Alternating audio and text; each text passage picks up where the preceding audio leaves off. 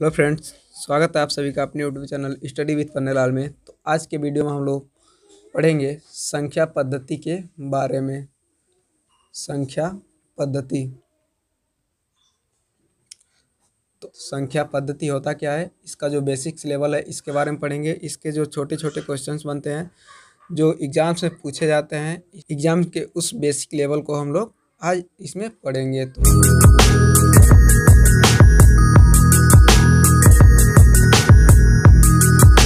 तो आइए दोस्तों यहाँ पे स्टार्ट करते हैं। तो यहाँ पे संख्या पद्धति का मतलब यहाँ पे देखिए, हम लोग संख्या का बारे में अध्ययन करेंगे। संख्या पद्धति यहाँ पे है तो संख्याओं के बारे में बात की गई है। तो संख्याएं कितने प्रकार की होती हैं, सबसे पहले ये हम लोग देखेंगे। तो नंबर 1 यहाँ पे सबसे पहले तो प्राकृतिक संख्या। प्राकृतिक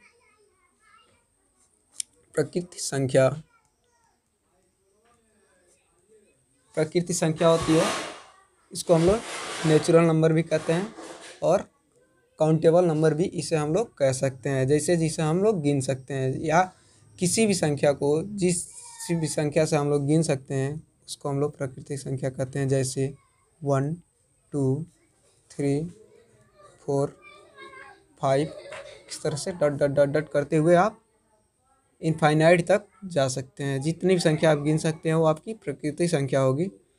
उसके बाद से सेकंड है यहाँ पे पूर्ण संख्या।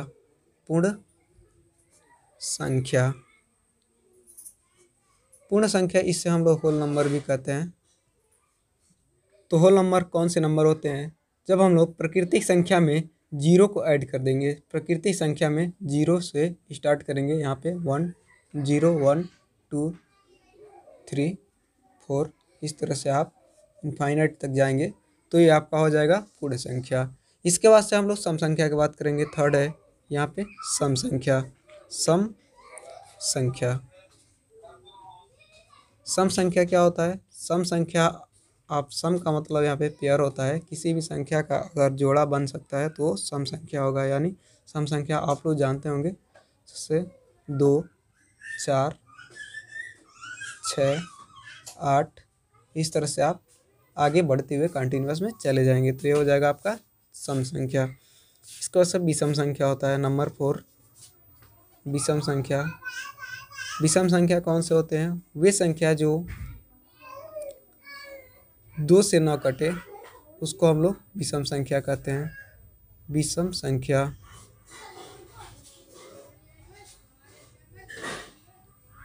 तो विषम संख्या कौन से होते हैं? जो संख्या 2 से नहीं कटते हैं उससे हम लोग विषम संख्या कहते हैं। जैसे यहाँ पे 1 3 5 7 9 11, इस तरह से आप कंटिन्यूअस में बढ़ते हुए चले जाएंगे तो ये आपका हो जाएगा विषम संख्या। इसके बाद से हम लोग बात करेंगे नंबर 5। नंबर 5 है आपका अभाज्य संख्या। अभाज्य संख्या। अभाज्य संख्याएं कौन सी होती हैं? तो अभाज्य संख्याएं वह होती हैं जो एक या स्वयं के अलावा किसी और संख्या से नहीं कटती हैं। एक या स्वयं के अलावा किसी और संख्या से नहीं कटती है, उसे हम लोग भाज्य संख्या कहते हैं। जैसे यहाँ पे पहला भाज्य संख्या होगा, अभाज्य संख्या पहला होगा इसमें 2 एक ऐसा अभाज्य संख्या है जो सम संख्या भी है और अभाज्य संख्या भी है। इसके बाद से इसमें 3 हो जाएगा, फिर 5 हो जाएगा, 7 हो जाएगा। 7 के बाद से यहाँ पे 9 नहीं आएगा। 9 का यहाँ पे भाज्य होता है, 9 का भाज्य 3 होता है तो यहाँ पे इसके बाद से 11 हो जाएगा। 11 इसके बाद से आप 13 हो जाएगा आपका। इस तरह से आप कंटिन्यूअस में बढ़ते हुए चले जाएंगे तो ये हो जाएगा आपका अभाज्य संख्या। इसके बाद से हम लोग भाज्य संख्या देखेंगे। जैसे यहाँ पे अभाज्य संख्या जो है इसमें हम लोग 1 से 100 के बीच में देखा जाए, 1 से 100 तक में 25 अभाज्य संख्या होती है। 25 अभाज्य संख्या होती हैं। तो ये हो गया आपका अभाज्य संख्या। अब हम लोग देखेंगे भाज्य संख्या। अब आप अभाज्य संख्या देख चुके हैं तो आपको भाज्य संख्या भी आसानी से समझ में आ जाएगा। तो भाज्य संख्याएं कौन से होती हैं इसको हम लोग देखेंगे। तो भाज्य संख्याएं वो होती हैं जो स्वयं के एक और स्वयं के अलावा किसी और संख्या से कट सके, यानी उसका गुणनखंड हो सके, उसको हम लोग कहेंगे भाज्य संख्या है। जैसे यहाँ पे भाज्य संख्या यहाँ पे 4 होगी। यहाँ पे देख सकते हैं आप 1 और 3, 1, 2 और 3 ये सब आपके भाज्य संख्याएं नहीं होंगी, क्योंकि इसका 1 और 3 के अलावा कोई और गुणनखंड नहीं हो सकता है। यहाँ पे ये देखना है कि एक और उसी संख्या के अलावा किसी और संख्या का भी वो गुणनखंड हो, यानी किसी और संख्या से भी वो कट सके। तो हम लोग यहाँ पे जैसे यहाँ पे 4 है, ये 2 का गुणनखंड है, 2 से भी ये कट सकता है। तो ये हो जाएगा आपका भाज्य संख्या। इसके बाद से आपका 6 हो जाएगा, 6 के बाद 8, 8 के बाद से यहाँ पे 9, 9 उसका 10, 10 उसके बाद 11, 11 नहीं होगा यहाँ पे क्योंकि ये स्वयं से ही कटता है, यहाँ पे 12 होगा। इस तरह से आप कंटिन्यूअस बढ़ते हुए चले जाएंगे। इसके बाद से नेक्स्ट नंबर 7 नंबर है, जो यहाँ पे 7 नंबर है, उसमें परिमेय संख्या किसे कहते हैं, यानी परिमेय संख्या। परिमेय संख्या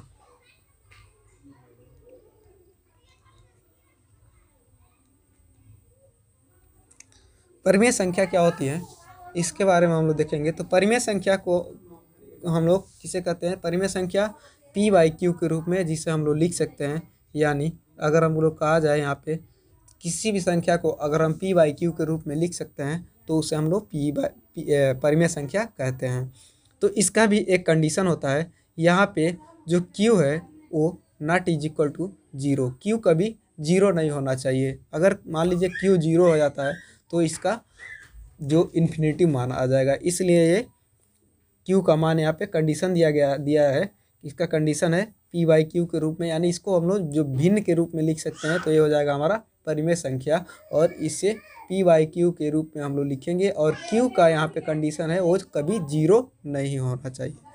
तो यहाँ पे परिमेय संख्या, इसका एग्जाम्पल हम लोग देख लेते हैं। एग्जाम्पल जैसे 2/3, 5/6 ये हमारा सभी परिमेय संख्या है।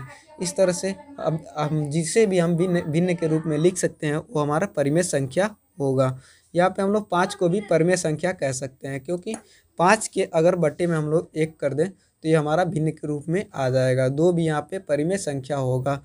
इस तरह से अगर आपको कोई अगर इसमें आपको माइनस में आ जाए, जैसे -6 आ जाए, तो ये भी आपका परिमेय संख्या होगा। और अगर दशमलव में कोई संख्या आ जाए तो भी ये आपका परिमेय संख्या होगा, क्योंकि आप सभी के बट्टे में 1 लिख सकते हैं। तो इसे हम लोग भिन्न के रूप में लिख सकते हैं, इसलिए ये परिमेय संख्या होगा। अब इसमें जो है जीरो की अगर बात करें, 0 भी आपका परिमेय संख्या ही होगा। 0 कैसे परिमेय संख्या होगा, अगर हम लोग p की जो बात कर रहे हैं, यहाँ पे p q के स्थान पे 0 नहीं होना चाहिए, p के स्थान पे 0 हो सकता है। तो ये भी हमारा परिमेय संख्या में ही आएगा। इसके बाद से नंबर 8वां जो है, 8वां नंबर हम लोग देखते हैं, नंबर 8। यहाँ पे अपरिमेय संख्या, अपरिमेय संख्या। अपरिमेय संख्या क्या होता है, तो अपरिमेय संख्या हम लोग उस संख्या को कहते हैं जिसे हम लोग भिन्न के रूप में नहीं लिख सकते हैं। इसमें अधिकतर जो रूट के अंदर आते हैं वही संख्याएं आती हैं। जैसे यहाँ पे √2 और √3 और यहाँ पे √4 नहीं आएगा। √4 अगर हम लोग करें √4 तो यहाँ पे आप देख सकते हैं √4 को हम लोग बाहर निकालेंगे तो 2 होगा, और 2 यहाँ पे हम लोग परिमेय संख्या कहते हैं। 2 हमारा परिमेय संख्या है। तो इसके अलावा इसमें जो है पाई भी अपरिमेय संख्या होगा। पाई हम लोग अपरिमेय संख्या होगा। लेकिन यहाँ पे एक चीज़ और ध्यान देने वाली बात है, जो पाई का मान है यहाँ पे 3.14, ये आपका परिमेय संख्या होगा। लेकिन यहाँ पे पाई अपरिमेय संख्या होगा। यहाँ पे 22/7 भी आपका परिमेय संख्या होगा। 22/7 भी आपका परिमेय संख्या होगा, जो कि पाई का मान है। लेकिन पाई यहाँ पे अपरिमेय संख्या होगा। तो इस तरह से हम लोग देख सकते हैं। यहाँ पे हम लोग जीरो का आपको रूल बता दे रहे हैं। जीरो का यहाँ पे 3 रूल हम आपको बता दे रहे हैं जो आपको इसमें फॉलो करना होता है। जैसे यहाँ पे जीरो का जो रूल होता है, यहाँ पे पहला रूल होता है जीरो का, अगर हम x/0 किसी भी संख्या में हम लोग जीरो से भाग करते हैं तो इसका मान हमको इन्फिनेटिव होगा, यानी अनंत होगा।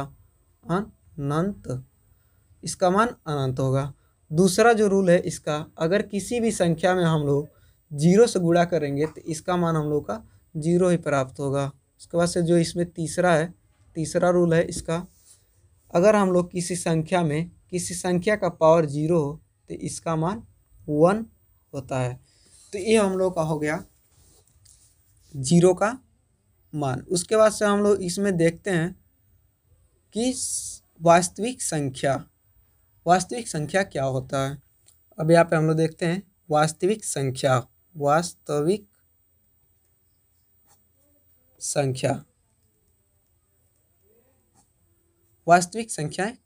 क्या होती हैं। तो जब हम लोग वास्तविक संख्या में परिमेय और अपरिमेय संख्या को मिला देंगे तो वो हमारा हो जाएगा वास्तविक संख्या, यानी परिमेय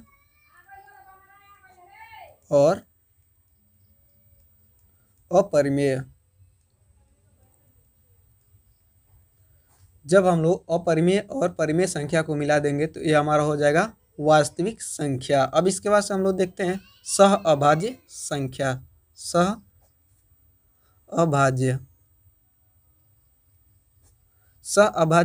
क्या होती हैं।